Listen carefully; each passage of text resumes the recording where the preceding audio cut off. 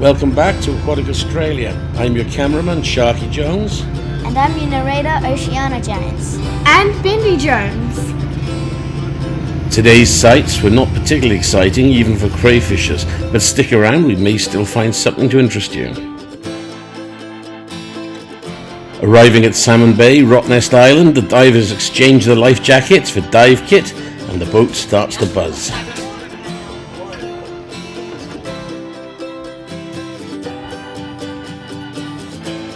The divers enter the water using the giant stride entry. Meanwhile, another diver records who's entered and the times they went in. Another diver enters the water. We dive in waves. The first wave of divers go in, and then at least 4 remain on the boat as safety overwatch. Behind the divers going in, more are doing their buddy checks, and behind them some are still kitting up.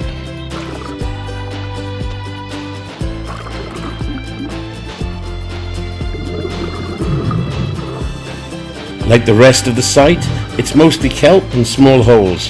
Today we are anchored off the wall, a fair way away from the wall on a plain.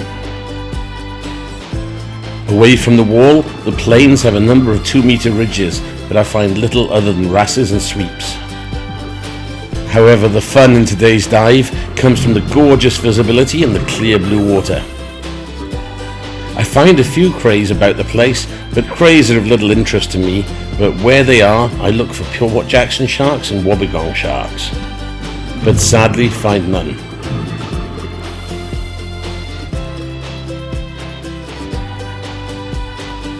A small school of buffalo bream and a good-sized Samson fish swim past. Between the meadows of kelp, on top of some of the rocks, some large hard corals have a foothold in the eternal war between weed and coral. I find little at depth, not much structure, but instead I enjoy the clear water in a nice depth of 22 meters, shallow enough to allow plenty of time, yet deep enough to enjoy the feeling of being in the blue, weightless in 3 dimensions, flying. I spend most of my time mid-water at the anchor chain, looking around in case I see a shark. A bronzy or a small tiger would be nice.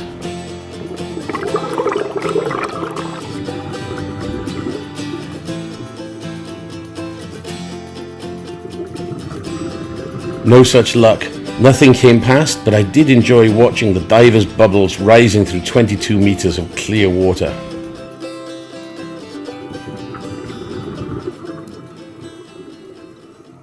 Our second dive is nearby. This time it's a sand pool, leading to a series of peaks and then a wall deeper down.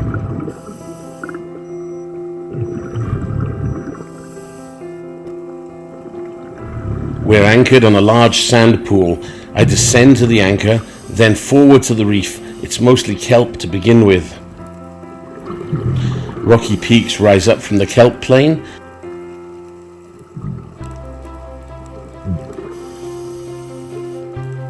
I move forward over the site, and the bottom slopes gently down out to sea. It's mostly kelp, but with some ledges and holes.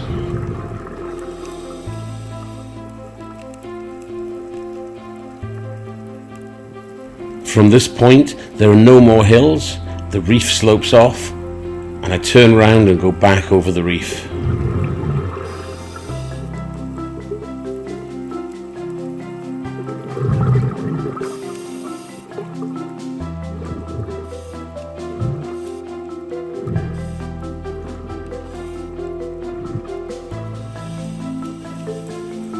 The swell can be quite strong. Here a school of bullseyes is moved about along with the kelp by the surge. Hanging near the peaks, I stop to watch one of my favourite fish, a Moon Wrasse, so named after its yellow tail. This colourful, fast-moving little fish is a member of the wrasse family. They swim using their pectoral fins.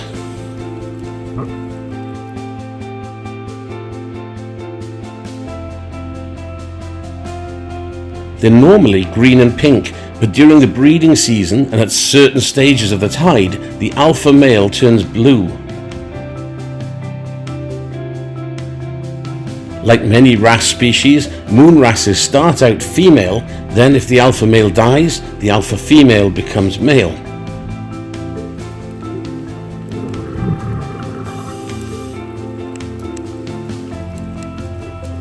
Moon wrasse are carnivores. They eat fish eggs and pests like bristleworms.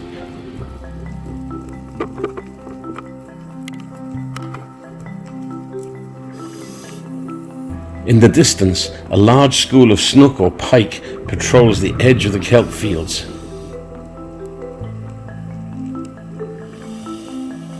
Returning to the boat, I find a large craypot out on the sand. I'm not very interested in crayfish generally, but I always check out craypots. Never to steal, I'm a photographer, but to look for wobbegongs and blue-ringed octopus. Unfortunately, nothing interesting here today, just more crays.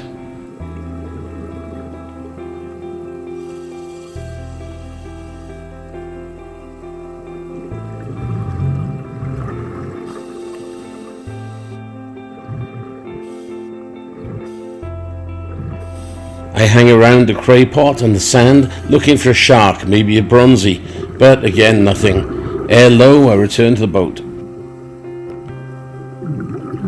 That's all there is for today. Not many caves or even rare life, but even the regular fish have their interesting points, especially moon wrasses. I hope you've enjoyed this show. Please like, share and subscribe in YouTube and Facebook, and see you next time on Aquatic Australia. Let's take a look at the still photos from the day.